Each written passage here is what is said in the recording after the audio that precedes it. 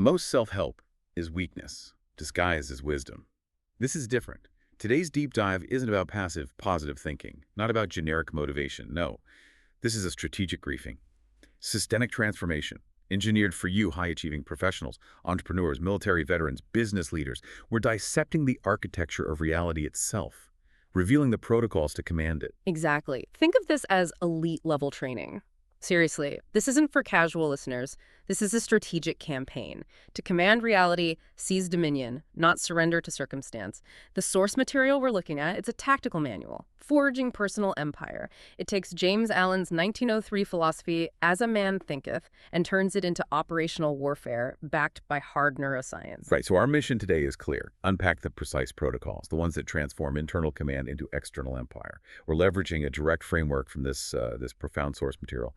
We begin with a central revelation, something that redefines everything you think you know about thought. It starts with Allen's declaration. As a man thinketh in his heart, so is he. Allen saw it as wisdom. But modern neuroscience proves it as, well, biology. This isn't a metaphor anymore. Every single thought you generate literally rewires your brain. It's measurable, observable, physical restructuring, neuroplasticity. Your thoughts, they aren't passive. They are active genetic expression commands, altering gene activation, protein synthesis, the strength of neural networks. That's staggering, the idea that our consciousness is directly sculpting our biology. Yeah. But it gets even more fascinating, doesn't it? Beyond just conscious thought, there's this hidden neuroscience of command operating beneath the surface, shaping reality without us even realizing. Precisely. Let's break down 3 critical systems. First, your reticular activating system, the RAS. Think of it as your brain's elite filter, a highly trained assistant. Your brain processes, 11 million bits of information per second? But only about 40 reach conscious awareness. Your dominant thoughts become that filter. If you focus on opportunity, your RAS highlights opportunities you'd otherwise completely miss. If you think threat, well, that's all you'll see. It's a direct command you issue to your own perception. It shapes what you notice and therefore what you act on. So your internal dialogue isn't just noise, it's actively programming your focus. Okay. And what about interaction, how we connect with people around us? That's mirror neurons. These neurons fire when you act and when you watch others act. It means your brain literally mirrors the mental patterns, the states of those around you. Your mental environment becomes just as crucial as your physical one. Your thoughts, your internal states, they're contagious. They sculpt your inner world, and the inner worlds of those observing you really underscores the importance of your inner counsel, who you let influence that mental landscape. It really makes you realize how much we're shaped by what we don't actively manage. Yeah. Even when our minds are supposedly at rest. What happens then? That brings us to the default mode network, or DMN. When your brain is idle, not focused on a task, it's running powerful background programs. It's reviewing the past, planning futures, reinforcing your self-concept. What your mind rehearses in those quiet moments becomes your automatic programming, shapes your future, your identity, unchallenged. This is where most people unknowingly sabotage themselves. Their default thoughts become their default destiny. This elevates Allen's concept of thought as a seed, doesn't it? Neuroscience shows it as genetic expression software. This isn't just theory. It means cultivating gratitude isn't just about feeling good. It's a direct biological command to your immune system, a literal upgrade. Exactly. And chronic stress isn't just mental fatigue, it's a constant biological instruction, triggering inflammation. Right. Confidence produces growth hormone. Fear triggers cortisol. Understanding this is the Dominion upgrade. And this is precisely where most self-help falls flat. They only target level 1, conscious commands. That's just 5% of your mental activity. 5%. True Dominion demands mastery of all 4 levels. Level 2, subconscious splits 30% from past conditioning. Level 3, unconscious programs 60%, deep survival stuff. And even level 4, cellular commands the final 5%, directly influencing biology. Until you command those deeper levels, you're fighting with only 5% of your arsenal. It's a losing battle. Okay, so we've established command, the critical first pillar. Let's broaden out now to the complete Dominion triangle, the 3 pillars of inner mastery outlined in the sources. Right. Beyond command, we move to weapons, beliefs. Chapter 2 calls it the armory of belief. What's critical here, beliefs aren't just opinions, they're literal weapons. They alter DNA expression, immune function, neural architecture. They are the software code for your reality. Think about critical period programming, ages 0 to 7. Brain's mostly in a theta state, like hypnosis.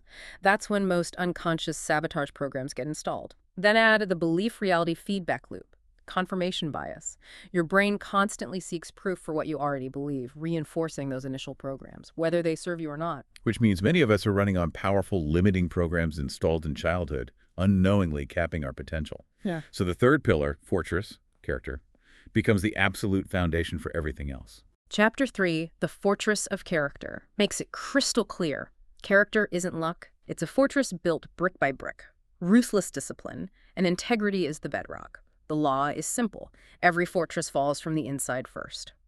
Weak character means a breached fortress, leads directly to self-sabotage, inconsistency, compromise. Internal integrity must be absolute before you can command anything external. With that inner command solidified, the next step is understanding how it transforms the outer world, how it manifests on what the sources call the outer battlefield. Right. Here, circumstance gets clarified. Circumstances aren't fate. They are subjugated territory, a direct mirror of your inner dominion. Crisis, then, not destruction. It's feedback, demanding a new command from you. It's an opportunity for strategic repositioning, not surrender. Your inner state dictates your outer response. And our future. How does this apply to destiny? Destiny isn't mystical. It's an architecture you build. Your thoughts are the blueprints, literal blueprints. So the question is, are you meticulously designing your own fortress? Or are you just a tenant in someone else's half-built structure? Vague thoughts lead to collapsed futures. Disciplined thoughts engineer fortified legacies. The clarity, the discipline of those mental blueprints, that determines the strength of your future. This brings us to cognitive warfare. Allen saw the mind as a garden. These sources frame it as a battlefield, thoughts clashing daily for supremacy. Inner victory always precedes outer success. Always. You cannot afford neutrality in this daily struggle. It's constant. The war is won or lost hours before the event. In the duel of thoughts, discipline defeats laziness before the gym session. Confidence crushes doubt before the negotiation. That inner war dictates all outer outcomes. Which sets the stage perfectly for the war of expansion advanced protocols, starting with crisis command systems. Crisis isn't destruction, it's repositioning, the fire that consumes the untrained. It forges the disciplined. So the question becomes, what command will you issue when the walls shake, when the market crashes, when chaos hits? Higher chaos, paradoxically, means greater leverage for your command. A single command, issued with clarity in chaos, echoes louder, produces bigger results than in calm times. Which leads directly, logically, to the discipline of dominion. Discipline is command made flesh. It's the spine of dominion, the antidote to hesitation, the undeniable proof your thoughts have actual authority. You are ruled by discipline forged from within, not imposed from outside. The undisciplined obey external consequences. The disciplined, they obey their own orders, executed without delay. This closes the gap between theory and execution. And with that inner command truly solidified, we move outward to subjugating the outer world. True dominion extends into networks, markets, culture. Influence isn't asked for, it's claimed. Claimed through demonstrated internal command. The mind that governs itself inevitably governs others. Why? Because people crave certainty. And certainty is rare. When you demonstrate true dominion, others naturally begin to orbit your authority. And finally, looking beyond just immediate victories, we shift focus to the ultimate measure, legacy, dynasty. The sources outline generational dominion, emphasizing that what you master must be inherited. You build the blueprints your heirs inherit. One disciplined individual can alter the destiny of 10,000 descendants. It's about building beyond your own lifespan. And to ensure that transmission, there's the Dominion Guild. Right. The oak of dominion cannot remain in one man. A guild builds civilization, ensures what you mastered multiplies into disciples, instructors, architects. It's a structured system for sustained advancement, perpetuation of command. And the final piece, the Codex of Immortality. This is the final law. Immortality isn't about not dying. It's the continuation of command after death. Codified command, ensuring your dominion outlives flesh. The biggest mistake of conquerors, leaving no blueprint. Their empires collapse. The person of dominion writes their codex, builds their guild, transmits command for the future. Now, you might be thinking, okay, this is powerful, but how do I actually operationalize it? The source material outlines a 30-day Dominion bootcamp. This isn't just reading theory. It's a systematic, month-long overhaul designed to transform that civilian mindset into Dominion consciousness. Intensive training across all domains, measurable outcomes, potential adept rank consideration in the guild. Exactly. It's a comprehensive system designed to put these principles into immediate, high-impact action. It's the crucible, where concepts are forged into habit, into instinct, leading to tangible shifts, physical, financial, relational. And these aren't abstract ideas. They are actionable protocols, concrete real-world applications for every part of your life. Let's touch on some key areas. Okay, consider physical dominion. Your body is your co-commander. Every slouched shoulder broadcasts defeat.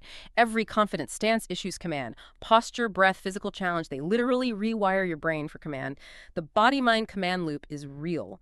Weak body leads to weak thoughts, leads to weak actions. Conversely, strong body builds a strong mind. This isn't just fitness, it's strategic self-governance. That's a powerful link, our physiology broadcasting internal command. That makes me think, if bodies are co-commanders, what about finance? How does dominion apply to wealth? Excellent point. Financial dominion.